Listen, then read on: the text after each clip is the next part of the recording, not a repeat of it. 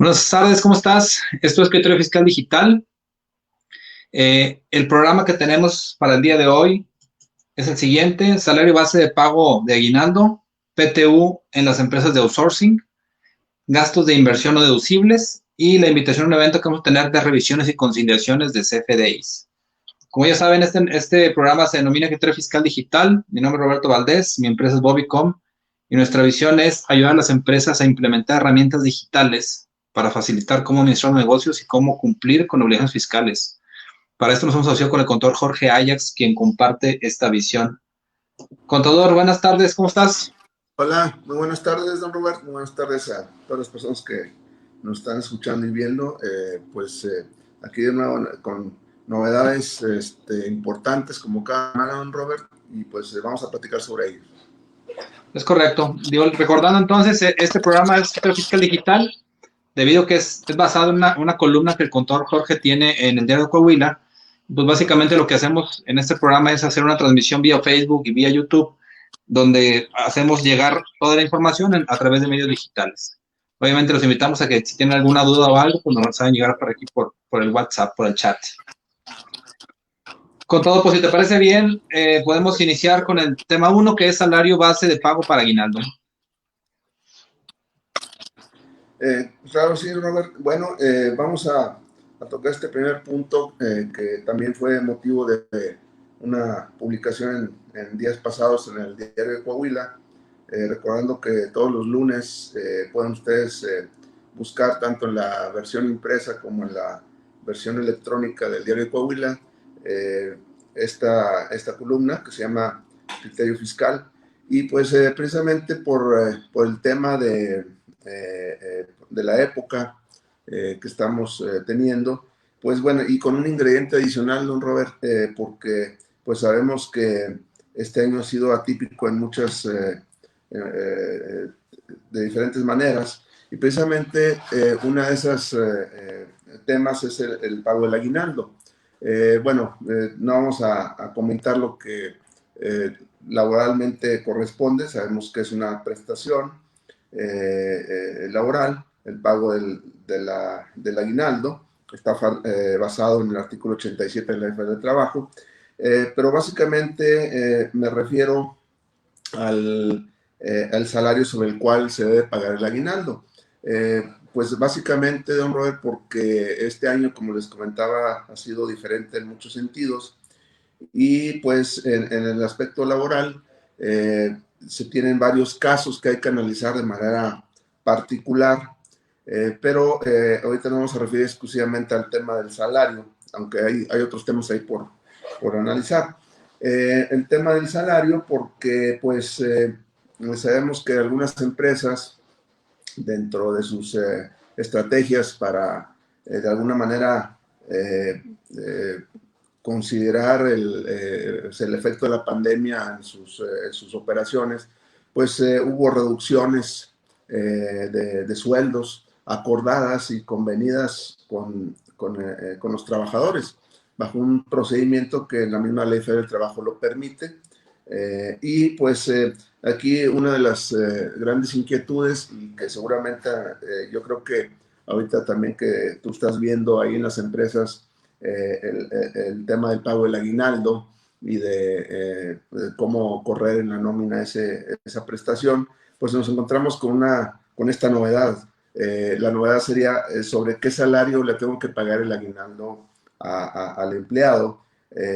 Como les comento, hay varias empresas que durante un periodo determinado en el año tenían un salario, y después, a raíz de la pandemia y un acuerdo que tuvieron con los patrones, pues hubo una reducción, y en muchos de los cuales todavía están vigentes esas reducciones de sueldo. Entonces la pregunta sería, don Robert, ¿con qué salario tengo que pagar el aguinaldo? Bueno, aquí el tema es de que estrictamente hablando de la Ley Federal del Trabajo, pues sí es muy claro cuando se dice que se debe tomar con el último sueldo con el que esté devengando el trabajador. Esto quiere decir que si ahorita está vigente esa reducción, vamos a pensar por un porcentaje, está a la mitad del sueldo, el 50%, pues eso quiere decir que ese sueldo será la base para el pago del aguinaldo. Eso es desde el punto de vista estrictamente laboral y desde el punto de vista de la Ley Federal del Trabajo, así lo prevé. Obviamente la Ley Federal del Trabajo pues nunca previó que iba a haber una pandemia y que iba a durar tanto tiempo, etcétera, ¿no? Yo recuerdo, Robert, nada más como comentario, que cuando empezó la pandemia, febrero, marzo, por allá, había algunos memes que decían, oye, fíjate cómo va a ser la Navidad del 2020 y salían ahí con tapabocas, con luces y demás, no sé si recuerdas. Decían, no, para que eso llegue va a ser muy difícil. Y bueno, pues ya estamos en eso, ¿no, Robert? Entonces, está sucediendo lo que por ahí comentamos en su momento. Pero bueno, volviendo al tema, pues bueno, si nos enfocamos a la aplicación estricta de la ley del trabajo, pues debe ser con su último salario, con el que esté devengando. Probablemente pueda haber un criterio, pero eso sí ya depende del patrón, porque pues al final de cuentas sabemos que la ley del trabajo habla de mínimos, es decir, tengo que pagarle 15 días, si yo le quiero pagar más, pues bueno, adelante, es un acuerdo, pero siempre habla de mínimos. En un momento dado, probablemente lo mínimo que me pide la ley de trabajo es que le pague conforme a su último sueldo, pero si el patrón puede considerar probablemente un promedio, es decir, oye, ciertos meses, como es una prestación anual el aguinaldo, dependiendo del número de días que haya laborado en el año, pues podemos sacar un promedio con el sueldo anterior, cuántos meses devengó con el sueldo anterior y cuántos meses devengó con el sueldo reducido, dependiendo a partir de qué fecha se hizo efectiva esa reducción. Entonces se pudiera sacar un promedio para el pago del aguinaldo. Entonces, en esta disyuntiva se encuentran los patrones, don Robert, pero sí es importante pues recordar un poco que esta prestación, al final de cuentas, es importante analizarla porque pues hay sanciones, una sanción por el pago, el no pago o el pago diferente a como están las disposiciones, puede acarrear una multa de hasta 43,000 pesos conforme al FL de trabajo. Entonces, Robert, este es un tema que deben de estar seguramente ya viendo los patrones, seguramente a ti ya te han estado preguntando y no sé cuáles, me gustaría saber si por ahí han tenido algún tipo de criterio o un criterio diferente a esto que estamos mencionando, Robert. No, la realidad es que casi todos tratamos de irnos en base a lo que dice la ley y pues, obviamente la realidad es que sí hay ocasiones en que el patrón quiere pagar más. ¿Sí me estoy escuchando ahí, contaba? Sí, sí me escucho. Soy yo como otra vez como Arturito, don Robert. Y ya se solucionó. Yo soy igual. A ver, Bueno, ahí yo va. estoy igual, no sé si en la transmisión, la verdad. Ok. Bueno, igual, te comento entonces que te decía que tratamos de que se haga lo que dice la ley y el sistema de forma natural hace lo que dice la ley. Entonces, simplemente, pues obviamente ver los topes de ley para efectos de impuestos y el sistema yo puedo configurarlo para que haga lo que tenga que hacer, ¿verdad? Bueno, no te escuché muy bien, pero creo que la transmisión sí se está escuchando muy bien. Sí. Sí, Entonces, bueno, aquí el tema, Robert, es de, pues, tomar en consideración estos puntos y, pues, eventualmente darle una solución a esto, ¿no? es correcto, contador. El punto número 2 que tenemos por ahí, contador, en el listado, vamos a ver, es PTU en las empresas de outsourcing, Ahora sí que se es muy oye mejor. recurrente. Ok, perdón, es que como que se escucha así medio raro. Bueno, seguimos con el tema laboral, don Robert. Bueno, es un tema que ahorita está mucho en boga, ¿no? Por el tema del outsourcing. Y rescaté por ahí una información que también la estoy actualizando respecto al tema de las utilidades. Creo que ha sido un tema que tiene ya un tiempo comentándose este tema de las utilidades, o sea, la PTU, porque pues aún y cuando algunas reformas a la ley federal del trabajo 2012 y otra más reciente, pues enfocado de alguna manera a evitar que las empresas pudieran hacer algún tipo de procedimiento para evitar el pago de las utilidades, Sabemos que con las modificaciones propuestas en materia del outsourcing, de alguna manera tratan de acabar con esta práctica indebida, que así lo han denominado, para efectos del reparto de utilidades. Y entonces al respecto me voy un poquito a la historia reciente en la Ley Federal de Trabajo. Se trató de limitar que las empresas tuvieran un esquema donde hubiera una empresa que tuviera personal y hubiera una empresa operativa. Era de alguna manera el procedimiento, y así muchas empresas lo que le llaman el insourcing. Bueno, al respecto se trató de regular en el artículo 127, la fracción cuarta bis de la Ley Federal de Trabajo, donde se señaló que respecto a las utilidades, los trabajadores del establecimiento de una empresa forman parte de ella para efectos de la participación. Quiere decir, trató de englobar a todos los que estuvieran adheridos, por llamarlo de alguna manera, al establecimiento de la persona que está llevando a cabo la operación, pues se considerarán parte de la misma.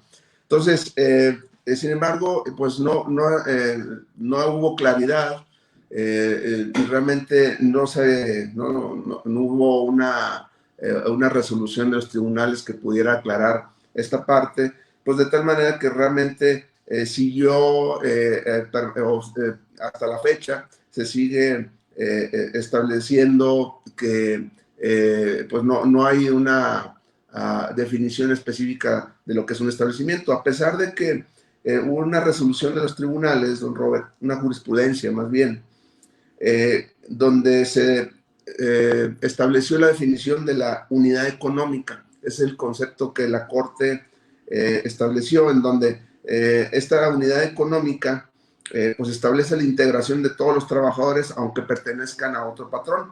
Esto, a raíz de esta jurisprudencia de la Suprema Corte de Justicia de la Nación, pues nos da la idea de que todas las personas que están relacionadas o involucradas a la unidad económica, es decir, ya no habla de empresa, habla de unidad económica. Unidad económica puede estar compuesta por varias empresas. Todos los que están involucrados o adheridos a esta unidad económica, pues tendrán que hacer el pago de utilidades. Como quiera, aun y cuando hay una definición al respecto, pues tampoco queda claro, Robert, si aunque sea una unidad económica, quién es la que les va a pagar. Si estamos hablando de estas empresas de personal, si le va a pagar la empresa del personal, le va a pagar la empresa operativa, le van a pagar las dos, va a haber un doble pago de utilidades, etcétera. O sea, sigue habiendo problemas. Eso es un problema que ya se ha venido, se detectó y se ha querido regular. La verdad de las cosas que hasta ahorita no ha prosperado ninguna circunstancia que nos haga o que obliga a las empresas a repartir utilidades cuando se trata de una unidad económica. A la luz de esta propuesta del outsourcing, que como un tema noticia fue, o conocemos, de que la discusión se va a pasar al mes de febrero del próximo año, para tener oportunidad de, en este periodo, discutir este tema, pues no escapa este tema de las utilidades. Por ahí una de las partes que se está discutiendo es precisamente este reparto de utilidades. Aparentemente ya hay una aceptación de desaparecer el insourcing, que le llaman, de tal manera que las empresas del personal van a tener que estar integradas ya en la empresa operativa. Obviamente pues les va a tocar utilidades, y lo que se está negociando, Robert, es topar las utilidades hasta cierto monto, dependiendo del salario de los trabajadores. Por ahí la propuesta que están haciendo los empresarios, hay un tope de 60 días de salario como tope de pago de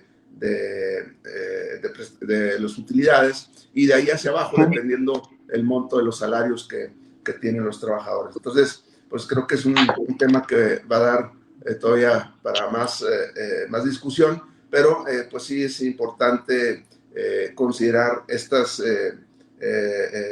antecedentes que tenemos, en donde pues este tema de las utilidades realmente no es un tema nuevo, es un tema que ya tenemos varios años teniendo diferentes tipos de criterios y pues a final de cuentas con esta reforma que comento pues se intenta ya regular de una vez por todas este tema. ¿Cómo lo ves, don Robert? Pues está muy interesante, lógicamente también va a implicar cambios en los software para que puedan hacer el cálculo de forma correcta y pues obviamente yo creo que es una buena medida ese tema de poner un tope de, por ejemplo, 60 días, ¿no? Es algo como que amigable, entre comillas. Así es. Creo que parece que ese sería el inicio de un acuerdo. Eso es respecto a las utilidades, pero hay muchos aspectos que están viendo todavía, don Robert, que había que esperar. Por ahí seguramente vamos a estar haciendo más comentarios al respecto. Realmente hay varias empresas preocupadas por este tema de la reforma a la subcontratación de personal. Algunas empresas muy sensibles en cuanto a su giro, como puede ser la construcción, son de las más preocupadas realmente. O sea, son empresas que están teniendo pues que evaluar o reevaluar su forma de trabajar respecto a este tema de la subcontratación de personal y creo que va a dar para más comentarios seguramente en el futuro inmediato, don Robert. Es correcto. Muy bien, contador. Pues no sé qué aprovechemos aquí para de una vez que compartir los datos. De hecho, estaba leyendo unos comentarios de la semana pasada, conta, ¿Ok? y alguien tenía unas dudas. Le digo, mira, pues aquí están los teléfonos, igual aproveché para pasárselos por ahí, pero aprovechando que está aquí en pantalla, conta, si gustas compartir tus datos. Claro que sí. Bueno, me pueden mandar un correo electrónico al correo jix@saltillosusares.com.mx. Me pueden mandar un WhatsApp al 844-419-2382. En la oficina me pueden encontrar al 844-439-2008. En Facebook como Jorge Ajax, en el Twitter como @taximan_saltillo. Y por ahí se están subiendo este tipo de novedades y de noticias a Spotify en un apartado que se llama Criterio Fiscal Digital para que quienes no tuvieron la oportunidad de escucharnos ahora sí que en vivo pues lo puedan acceder en cualquier momento. Es correcto. De hecho, también ahorita estamos transmitiendo en vivo en la página de YouTube de Bobicom, que así lo pueden encontrar como Bobicom. ¿Okay? En el caso de nosotros, el del dato es Jesús Roberto Valdés Padilla para Facebook. El WhatsApp 844-162-3159 y el podcast que manejamos, igual de fuera en Spotify, se denomina Contador 4.0. El siguiente tema, contador, gastos de inversiones no deducibles. Sí, déjame te digo de qué se trata y básicamente porque, como lo hemos repetido en varias ocasiones, Robert, pues este programa lo hacen las personas que nos preguntan y nos cuestionan. Y precisamente es un tema que salió a raíz de eso. ¿A qué me refiero, Robert? Desde hace unos 2 años, 3 años, se introdujo a la ley pues, de la renta una disposición que nos aclaraba que el pago de subsidios, cuando una empresa recibe una persona, un contribuyente, recibe un subsidio de parte del gobierno, pues había la duda que si era un ingreso acumulable o no acumulable. Se señaló a partir de una reforma que tuvo la ley de impuesto a la renta hace un par de años, 2 o 3 años, que se dijo que estos subsidios que reciben los contribuyentes no son ingresos acumulables. Pero también en contraposición o relacionado con esto, cuando esos subsidios se entregan para comprar o para hacer gastos, o para comprar un activo, eso se da, por ejemplo, en la parte agropecuaria, a veces hay subsidios para adquirir, vamos a pensar, tractores. Bueno, el tema es de que cuando ese ingreso que es proveniente del subsidio se eroga en la compra de un activo, pues este activo o ese gasto dice la ley que no es deducible, lo cual pues es comprensible. Si el ingreso no es acumulable, el gasto relacionado con el ingreso no es deducible. Pero aquí viene una de las preguntas en donde dice, bueno, está bien que probablemente el tractor que compré con el subsidio del gobierno no lo voy a poder depreciar, fiscalmente hablando, contablemente sí, pero fiscalmente no, porque no va a ser deducible. Pero ¿qué va a pasar con los gastos del tractor? El diésel, el mantenimiento, el seguro, etcétera. si son no, o sea, si la inversión es no deducible, todos los gastos tampoco son no deducibles. Al respecto, don Robert, mencionar que hay una regla miscelánea, la 3.3143 de la miscelánea 2020, donde aclara que sí van a ser deducibles todos los gastos relacionados con los bienes de activo fijo que se hayan adquirido con apoyos económicos o monetarios, siempre que la erogación de que se trate no se efectúe con los mismos apoyos y se cumplan con los demás requisitos. Es decir, el pago de estos gastos, obviamente, si no se hacen con el mismo subsidio que se está recibiendo o apoyo económico, pues van a ser deducibles. Esto es muy, muy importante, Robert, porque esto quiere decir que es no deducible la inversión, pero los gastos relacionados con esa inversión, esos sí van a ser deducibles. Creo que es una aclaración pues importante mencionarla, Robert. Es importante que conozcamos que eventualmente algún contribuyente pueda recibir un apoyo económico, un subsidio de parte del gobierno y que pues obviamente resulta importante conocer cuál va a ser el tratamiento fiscal, en este caso de los gastos relacionados con las inversiones que se hagan con los recursos provenientes de estos subsidios. Entonces, por ahí es una aclaración muy importante. Repito, la regla, don Robert, es la regla 3.3143 de la miscelánea del 2020. Entonces, para que lo apunten y que eventualmente puedan deducir sin ningún problema estos gastos. ¿Cómo es, Robert? Muy interesante, al final de cuentas, son cuestiones que muchas veces no se tienen claras o no están muy claras por parte del gobierno. Y en este caso, a través de esta regla, pues podemos tener el beneficio entonces de sí hacer deducibles esos gastos, siendo que a lo mejor comúnmente al no serlo la inversión, entre comillas, se podría pensar que tampoco el gasto, pero pues obviamente es algo que sí se va a estar requiriendo, en este caso semana a semana, mes con mes. Es ideal que se pueda hacer deducible, lógicamente. Esto está amigable y agradable, ¿no?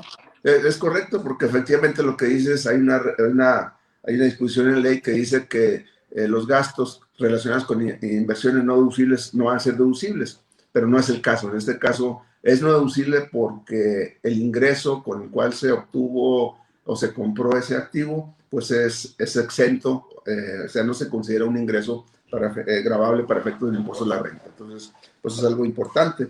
Creo que por ahí traes otro tema por ahí, ¿verdad, Robert?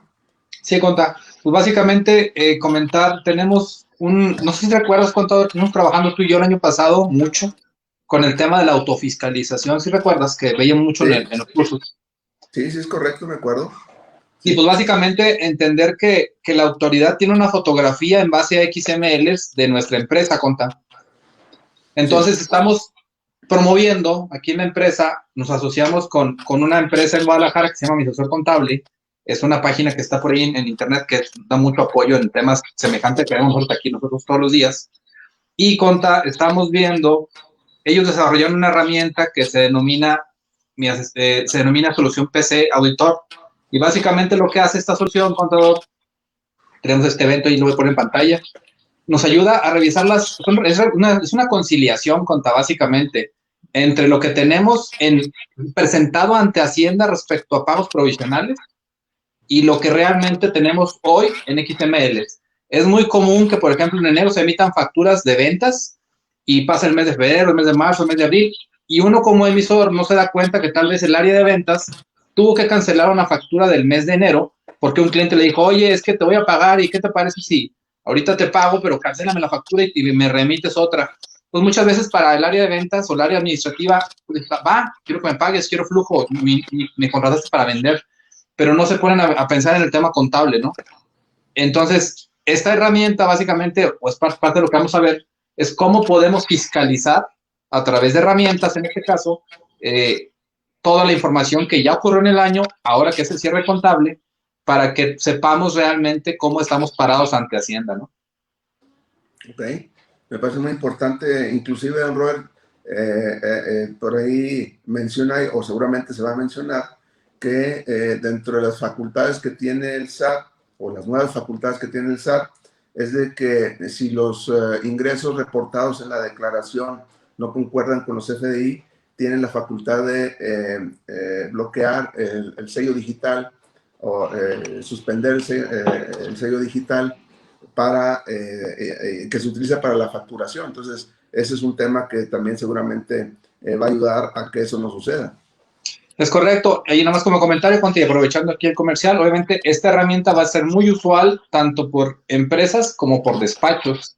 Entonces, igual ahí te invito para que mandes si hay alguien, tu gente, a ir digitalmente hablando, para que asista al evento, porque la realidad es que es una herramienta muy padre que nos va a permitir autofiscalizarnos y fiscalizar la contabilidad de los clientes a través de XMLs, con el fin de no caer en estos supuestos que tú comentas, contra de que no nos cancelen el sello y obviamente inhiban el flujo efectivo de la empresa, ¿no?